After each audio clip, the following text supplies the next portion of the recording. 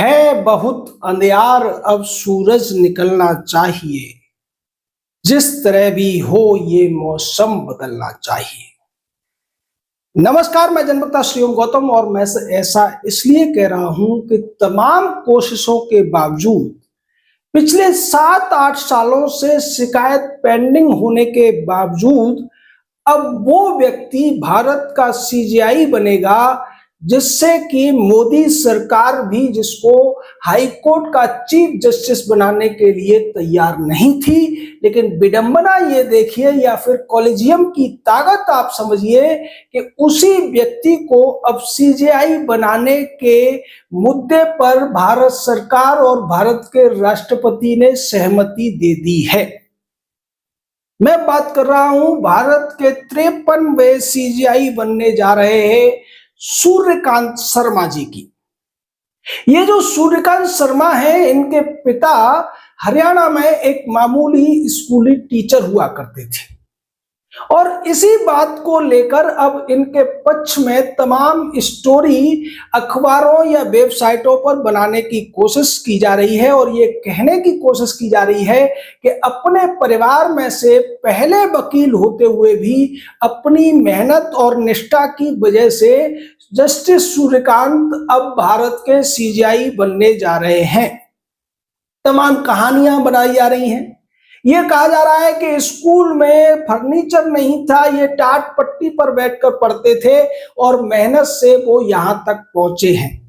उन लोगों को शायद पता नहीं है कि जिस दौरान ये सूर्यकांत जी ने शिक्षा प्राप्त की थी, सरकारी स्कूलों में या जो ग्रामीण अंचल के स्कूल होते हैं उन पर लोग जमीन पर बैठकर ही पढ़ाई किया करते थे। हमने भी जब 12वीं तक पढ़ाई की है, उसमें 9वीं तक हम जब पढ़े थे तो टाट पट्टी पर बैठकर पढ़े थे, जबकि हम जिले के सबसे ज्यादा प्रतिष्ठित सरकारी स्कूल गवर्नमेंट इंटर कॉलेज में पढ़े थे। तो ये कोई बहुत बड़ी आश्चर्य की बात नहीं है, पहले बच्चे जमीन पर ही बैठकर पढ़ा करते थे। दूसरी बात ये कही जा रही है कि वो मेहनत के दम पर यहां पहुंचे हैं, जो एक बहुत बड़ा झूठ है जो जनता के सामने परोसा जा रहा है। शायद उन लोगों को पता नहीं है कि 38 साल की उम्र में एडवोकेट जनरल इसलिए बने थे सूर्यकांत शर्मा जी क्योंकि इनकी नजदीकियां उस समय की हरियाणा की जो सरकार थी, यानी चौटाला की जो सरकार थी, उससे बहुत ज्यादा थी। दूसरे, इनकी सिफारिश भी अच्छी थी। उस समय Punjab and Haryana high court में सिब्बल के पिता HL सिब्बल की बहुत ज्यादा चला करती थी। उस चीज को लोग नहीं लिंक कर पा रहे हैं और फिर लोग उस चीज को भी भूल गए हैं कि 2011 में Punjab and Haryana high court में जो चीफ जस्टिस हुआ करते थे रंजन गोगोई, उनके साथ में जस्टिस सूर्यकांत की कितनी ज्यादा नजदीकियां थीं और उसी नजदीकी की वजह से जस्टिस सूर्यकांत को Punjab and Haryana high court से प्रमोट करके जो हिमाचल प्रदेश का हाई कोर्ट था उसमें चीफ जस्टिस बनाया गया था। अब यहां पर वो बात आप लोगों को समझ लेनी चाहिए कि जब गोगोई दूसरे नंबर के जज थे, दीपक मिश्रा जब सीजीआई थे, उस समय जनवरी 2018 में इनके नाम की सिफारिश हुई थी Punjab and Haryana high court से हिमाचल प्रदेश हाई कोर्ट का चीफ जस्टिस बनाने के लिए, और इसके विरोध में खड़े हो गए थे सुप्रीम कोर्ट के ही एक सीनियर जज आदर्श कुमार गोयल, जो कि Punjab and Haryana high court से ही आते थे, और उन्होंने सीधे लेटर लिख दिया था उस समय के सीजीआई दीपक मिश्रा जी को कि इस व्यक्ति को चीफ जस्टिस न बनाया जाए क्योंकि इनके ऊपर 2 भ्रष्टाचार के आरोप पेंडिंग हैं। पहले उन आरोपों की स्वतंत्र रूप से जांच कराई जाए और अगर ये उसमें क्लीन पाए जाते हैं तब इनके नाम पर विचार किया जाए। दूसरा, एक और मुद्दा उन्होंने उठाया था कि इनसे एक और सीनियर जज है Punjab and Haryana high court में जो इनसे 4 साल सीनियर है, नाम है AK मित्तल, उनको बाईपास क्यों किया जा रहा है इसकी कोई खास वजह नहीं बताई गई है। तो इस पर जो कॉलेजियम की सिफारिश थी उसमें यह कह दिया गया कि हाँ, हम मानते हैं कि ए.के. मित्तल इनसे सीनियर हैं, लेकिन ये कुछ मामलों में विशिष्ट योग्यता रखते हैं। और इस तरीके से जनवरी 2018 में इनके नाम की सिफारिश केंद्र सरकार को कर दी गई, लेकिन केंद्र सरकार इस पूरे मामले पर 9 महीने तक उस फाइल को रोक कर बैठी रही, जब तक कि 3 अक्टूबर 2018 में भारत के सीजेआई नहीं बने थे रंजन गोगोई।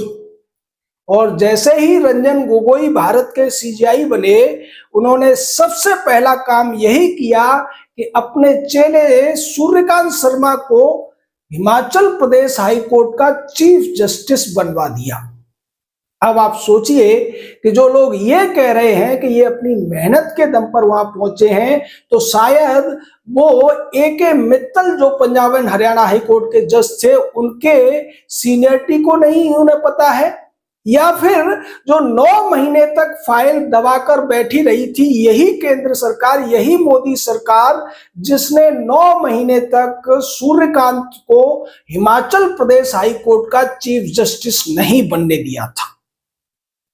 लेकिन जैसे ही गोगोई सीजेआई बनते हैं, वो सबसे पहला काम करते हैं कि अपने प्रिय चेले को एक प्रमोशन दिलाते हैं, और उसके 7-8 महीने बाद उसी चेले को वो सुप्रीम कोर्ट लेकर आ जाते हैं। यानी अगर सुप्रीम कोर्ट में 24 नवंबर 2025 को जैसे सूर्यकांत शर्मा सीजेआई बनेंगे, तो इसमें उनकी मेहनत नहीं बल्कि रंजन गोगोई की कृपा ज्यादा देखी जानी चाहिए। अगर रंजन गोगोई की ये कृपा न रही होती तो न तो ये हिमाचल प्रदेश हाई कोर्ट के चीफ जस्टिस बन पाते, और ना ही इतनी जल्दी प्रमोट होकर ये 8-9 महीने के अंदर ही सुप्रीम कोर्ट के जज बन पाते। इनके साथ साथ जो दूसरे जज बनाए गए थे सुप्रीम कोर्ट में, वो थे भूषण राम कृष्ण गवई, जो इनसे पहले सीजेआई यानी 52वें सीजेआई रह चुके हैं। ये है सारा खेल जो कॉलेजियम करता है। कॉलेजियम में बैठे हुए जज पहले ही फिक्स कर देते हैं कि कौन व्यक्ति किस समय भारत का सीजेआई बनेगा या फिर भारत के सीजेआई के कॉलेजियम का हिस्सा होगा। यह सब न तो सीनियरिटी के आधार पर डिसाइड किया जाता है, न योग्यता के आधार पर डिसाइड किया जाता है, न उस जज द्वारा जो फैसले लिए गए हैं उनकी समाज में क्या वैल्यू है उसके आधार पर तय किया जाता है। इसके तय होने के पीछे एक ही कारण है, वो है या तो वो भाई भतीजावाद से आता है, या फिर वो गोगोई जैसे किसी पूर्ववर्ती सीजेआई या बड़े वकील का चेला चपाटा हो सकता है, तभी वो व्यक्ति भारत का सीजेआई बन सकता है। और इनके बाद जो 5 लोग और अभी लाइन में हैं जिन्हें भारत का सीजेआई बनना है, वो सबके सब भी इसी विशिष्ट योग्यता को रखते हैं, और वो सब 2031 तक भारत के सीजेआई बनेंगे। उनमें से कोई कांग्रेसी नेता का बेटा है, कोई किसी सीजेआई की बेटी है, कोई किसी बड़े सॉलिसिटर जनरल या बड़े वकील का चेला है। इस तरीके से सारे के सारे लोग हैं जो भारत में आने वाले समय में सीजेआई बनने वाले हैं। हम यहाँ उन लोगों से भी कहना चाहेंगे जो बड़े बड़े कहानियां गढ़ने का काम कर रहे हैं, जैसे सूर्यकांत की मेहनत की दाद दे रहे हैं, वो शायद भूल गए हैं कि जब ये Punjab and Haryana high court के जज थे, उसी दौरान ये जो दयानंद यूनिवर्सिटी है रोहतक की, उससे एलएलएम कर रहे थे। अब आप सोचिए कि किसी राज्य के हाई कोर्ट का जज अगर किसी उसी राज्य की यूनिवर्सिटी से एलएलएम या कोई दूसरी परीक्षा करेगा तो उसको गोल्ड मेडल मिलना तो बिल्कुल लाजमी है, और यही हुआ भी। जस्टिस सूर्यकांत को एलएलएम में गोल्ड मेडल दिया गया।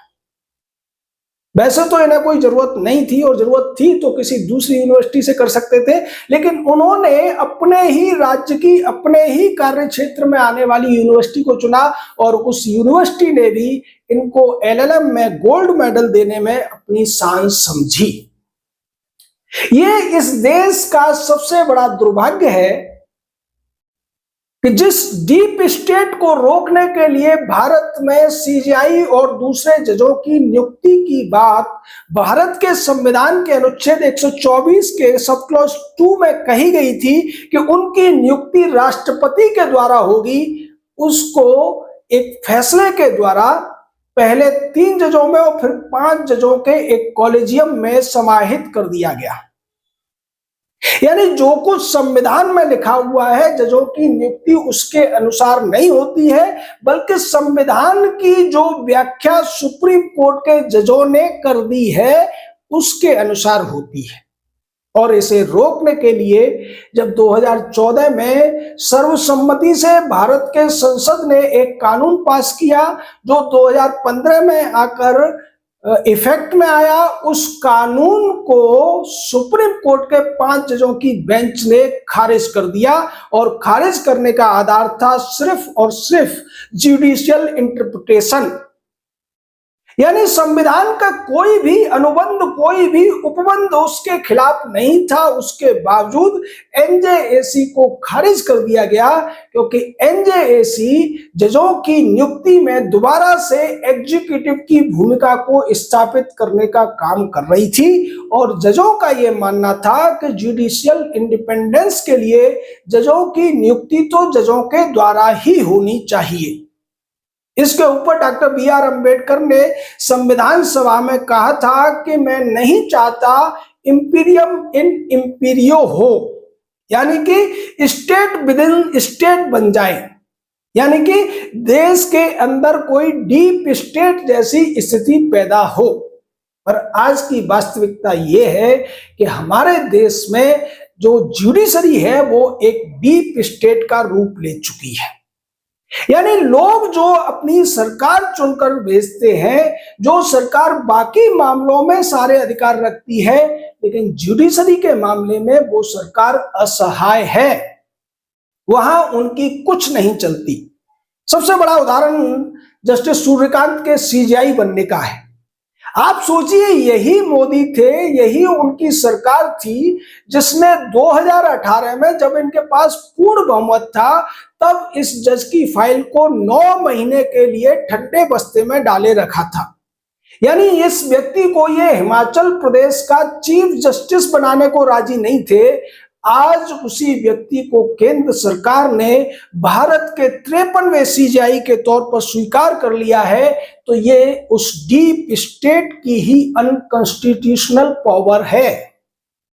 यानी कॉन्स्टिट्यूशन के अनुसार जो सॉवरेंटी भारत के लोगों में समाहित की गई है, उस सॉवरेंटी की चोरी करने का काम अगर किसी ने किया है तो वो है सुप्रीम कोर्ट, और सुप्रीम कोर्ट को नियंत्रित करने वाला ये कॉलेजियम सिस्टम।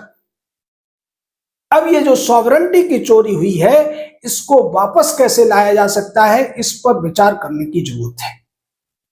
तो जो सॉवरन है वही अपनी सॉवरेंटी को कायम कर सकता है, यानी कि भारत की संप्रभु जनता ही इन नकली संप्रभुओं से, नकली खुदाओं से उस ताकत को छीनने की ताकत रखती है जो उन्होंने असंवैधानिक रूप से अपने पास रख ली है, या फिर वो उसका दंभ भर रहे हैं। सरकार के पास इतनी ताकत नहीं है।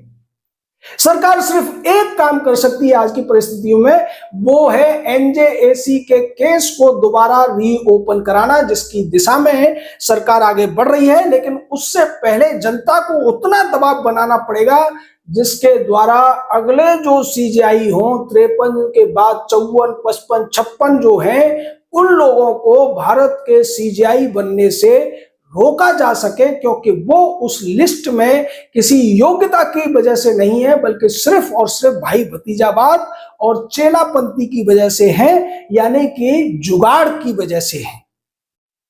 तो इस जुगाड़ तंत्र को रोकने के लिए जनता को एकजुट होना ही पड़ेगा। जनता को एनजेएसी वापस लाओ और ये जो कॉलेजियम है इसको मिटाओ की मुहिम आगे बढ़ानी ही पड़ेगी। आपका इस पूरे मामले पर क्या कहना है, अपनी राय दीजिए। शब्दों की मर्यादा बनाए रखिए। जय हिंद, जय भारत।